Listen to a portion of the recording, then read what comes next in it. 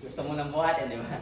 Nasanay ka kasi. Sige, yan na lang. Ganito lang. Pag ayaw maglakad, huwag mo siyang ngaya na ganito lang. Titignan mo lang siyang ganyan. Hindi talaga maglalakad yan pag ganyan lang. Gagawin mo para maglakad siya, lalapit siya, hilahin mo.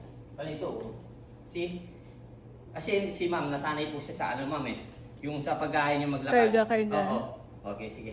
Tagalin na natin yung routine na gano'n ma'am. Yung pag-ayaw niya maglakad, ano, hayaan mo lang siya. Ayan, kunwari, gusto mo siya pamuntahin dito. Lakad, sige, push mo lang siya. Yan, tama ma'am. Oops, hanggang dito lang. Ito yung hawak. Ito yung hawak. Dito. Yan, para hindi siya, ano, pag dito kasi yung hinawakan mo ma'am, kunwari, dito mo siya hinawakan. Mapupulta niya doon. Dito mo siya hawakan. Para hindi ka ganong ano. Yan, sige, lapit mo. Yan, tama ma'am. Oh, sige mo. Yan, sige, lakad mo ng konti. Okay, sige, pause lang. Okay, sige, lapit mo na sa kanya yan. Wala mong tusok. No lang. Sige, lapit mo sa kanya. Ayaw niya na. Tignan mo, ayaw niya na. See? Ayaw na. Yun lang.